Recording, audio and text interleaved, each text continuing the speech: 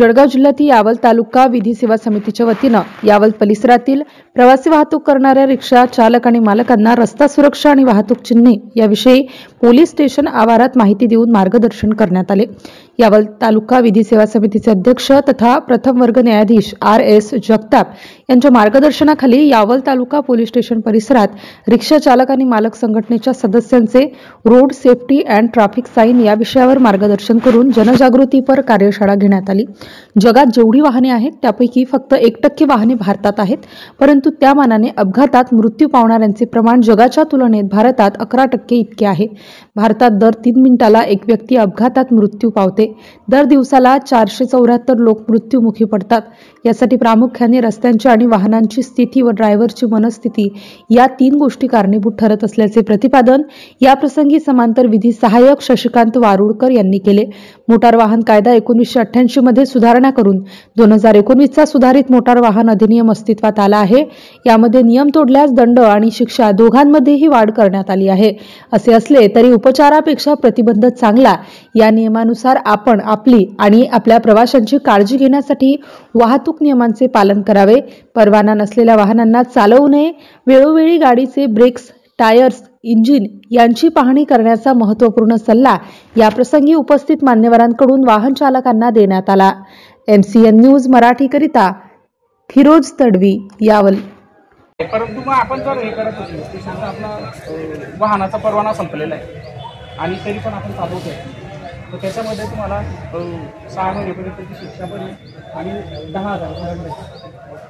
किंवा आपण बऱ्याच वेळा काय होतं की आपल्या लहान बालकांना गाडी घेऊन देतो, मुलांना जे मॅच्युअर्ड नसतात, 18 वर्षाच्या खाली असतात। जर तो अज्ञानी असेल, सज्ञान झालेला नसेल आणि तो जर गाडी चालवत असेल, त्याच्याकडून जर काही गुन्हा झाला 25,000 रुपयाचा दंड आहे आणि शिक्षा 25,000 दंड पालकाला जाईल, शिक्षा पण पालकाला आहे। त्यामुळे ह्याही आपण काही गोष्टीच्या काळजी जे ते आपण घेतल्या पाहिजे की आपल्याकडनं ओव्हर स्पीड असेल, चुकीच्या पद्धतीनं आपण ओव्हरटेक केलेलं असेल, तर ह्या सगळ्या गोष्टी ज्या आहेत ह्या काय गुन्ह्यामध्ये येतात। आणि म्हणून आपण हे गुन्हे जे आहेत हे जर आपल्याकडनं वाढत असतील तर आता त्याचे दंड जे आहेत ते मोठ्या प्रमाणामध्ये वाढले, तर आपणच आपली काळजी घेऊ शकतो, आपण आपल्याला सुरक्षित ठेवू शकतो आपल्या प्रवासाला।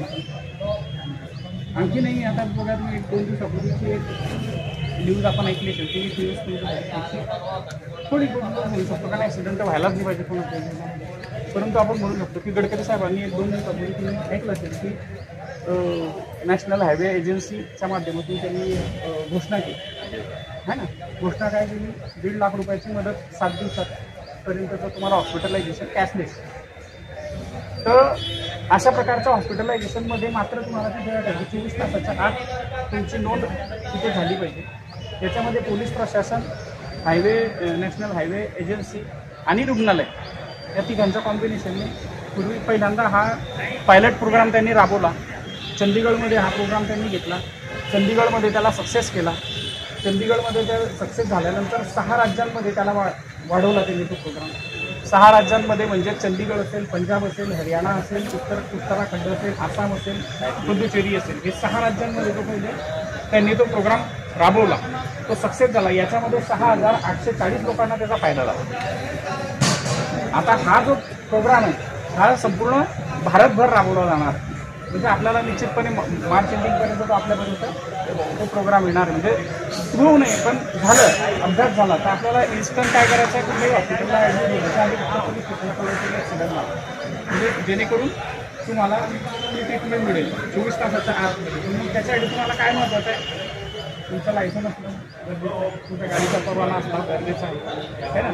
तुम्ही अल्कोहोलग्रस्त नसावे किंवा अल्कोहोल घेतलेलं नसावं त्यावेळेस, म्हणजे तुम्ही